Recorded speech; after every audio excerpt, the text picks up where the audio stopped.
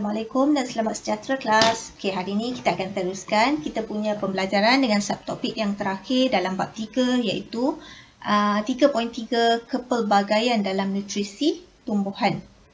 Okey, kita tengok standard pembelajaran kita ada satu iaitu menerangkan penyesuaian nutrisi dalam tumbuhan. Okey, nutrisi. Okey, nutrisi ni merupakan proses di mana organisma memperoleh tenaga dan nutrien daripada makanan untuk pertumbuhan, penyelenggaraan dan pembaikan tisu yang rosak. Okay, dan ada beberapa jenis tumbuhan yang perlukan penyesuaian untuk mendapatkan keperluan nutrisi mereka. Okay, antaranya adalah tumbuhan parasit, okay, tumbuhan epifit dan tumbuhan karnivor. Okay, tumbuhan parasit. Okay, tumbuhan parasit ni adalah tumbuhan yang tumbuh menumpang pada tumbuhan perumah. Okay, akar tumbuhan parasit ni dia akan menyerap bahan organik, mineral dan air daripada perumahnya dengan menembusi batang hingga ke berkas vaskular perumah. Okay, maksudnya akar pada tumbuhan parasit ni dia boleh menembusi bahagian xylem dan flower perumah. Okay, dan terus menyerap nutrien daripada perumah tersebut. Okay, ini menyebabkan tumbuhan parasit membesar dengan cepat dan subur. Tetapi sebaliknya yang berlaku pada tumbuhan perumah. Perumah mengalami kekurangan nutrisi, mengering dan akhirnya mati. Sebab apa? Sebab nutrien yang diserap oleh perumah daripada tanah akan diserap secara terus oleh parasit. Jadi tumbuhan perumah tak dapat nutrien. Dan akhirnya akan mengalami kekurangan nutrisi dan lama-kelamaan dia akan mati. Okey, contoh tumbuhan parasit okay, yang awak tengok kat dalam gambar ni, ini adalah pokok Rafflesia, bunga Rafflesia. Okey, itu bunga pakma, bunga yang paling besar di dunia. Okey, contoh lain okay, bagi tumbuhan parasit iaitu pokok tali putri, iaitu Cascota species. Okey, seterusnya nutrisi yang kedua iaitu adalah tumbuhan epifit. Okey, tumbuhan epifit ni dia juga menumpang pada tumbuhan perumah tapi dia penumpang yang baiklah. Okey, dia tak sama macam parasit tadi. Okey, tumbuhan epifit ni dia merupakan tumbuhan hijau. Okey, bila dia tumbuhan hijau, dia maksudnya dia boleh menjalankan fotosintesis. Okay, tumbuhan hijau yang hidup pada tumbuhan perumah.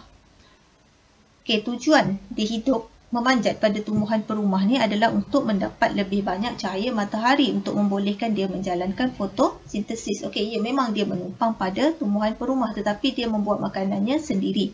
Jadi dia tidak mengancam perumah. Okay, akar epifit dapat menyerap nutrien yang terkumpul di celah-celah batang perumah. Okay, kalau yang tumbuhan parasit tadi akar dia terus dapat nutrien daripada xylem dan flower perumah iaitu tisu vaskular yang ada pada perumah. Tapi untuk epifit dia punya akar dia hanya ambil nutrien yang ada celah-celah batang yang baki-baki saja yang ada pada perumah. Okey, dan pada tumbuhan epifit ni kebanyakannya mempunyai batang yang bengkak untuk menyimpan banyak air. Okey, ini adalah pokok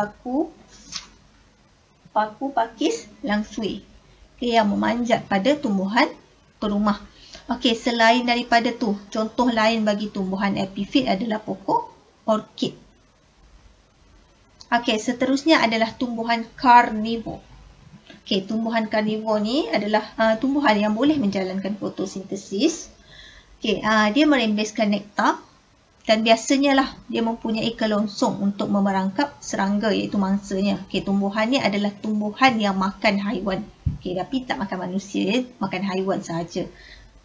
Okey, mangsa biasanya serangga lah dicernakan secara perlahan-lahan oleh jus pencernaan yang ada pada yang ada di dalam kelongsong tumbuhan itu. Okey, dan biasanya untuk tumbuhan karnivor ni, okay, dia hidup di kawasan yang kekurangan nitrogen. Jadi dia perlu makan serangga. Dia perlu dapatkan nutrisi daripada serangga untuk membekalkan nitrogen untuk membolehkan pertumbuhan berlaku. Okay, yang dalam topik yang sebelumnya awak dah belajar kan kesan kekurangan nitrogen pada tumbuhan. Jadi Untuk membolehkan tumbuhan ini hidup dengan subur, dengan sihat, jadi dia perlukan sumber nitrogen daripada lain. Dalam kes ini dia perlukan serangga ataupun haiwan. Okey, untuk mendapatkan sumber nitrogen yang tidak boleh diperolehi daripada tanah.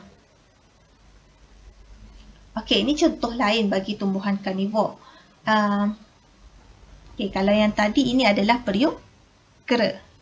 Okey, yang lain, contoh lain adalah perangkap lalat Venus. Okey, dan yang ini adalah sandiu. Okey, ini contoh perangkap lalat Venus yang mana kalau yang ni untuk perangkap lalat Venus ni dia tak ada kelongsong macam periuk kera tadi, tapi dia boleh dia punya struktur tu boleh terbuka dan tertutup untuk menangkap serangga ataupun mangsanya. Okey, manakala untuk sandiu ni, okey, dia berbeza juga dengan perangkap lalat Venus dan periuk kera tadi. Okey, dia akan menangkap mangsanya dengan cara ini, seperti yang awak tengok dalam gambar rajah ini. Okey, ini adalah cara dia mendapatkan nutrisi untuk membolehkan dia hidup dengan lebih sihat. Sebagai tugasan untuk hari ini, cikgu nak awak cari beberapa contoh tumbuhan parasit, epifit dan tumbuhan karnivor di internet. Yang ni cikgu nak awak catatkan dalam buku. Okey, apa contoh-contoh lain bagi tumbuhan parasit, tumbuhan epifit dan tumbuhan karnivor? Okey, kalau katakan awak ada printer, awak boleh print gambar tersebut dan tampal dalam buku. Okey, dan selain daripada tu, disebabkan kita dah habis bab 3 ni, cikgu nak awak jawab soalan praktis summative 3. Yang ni jawab sampai habis, nanti kita akan bincangkan dalam kelas. Okey, itu sahaja untuk hari ini. Terima kasih kelas.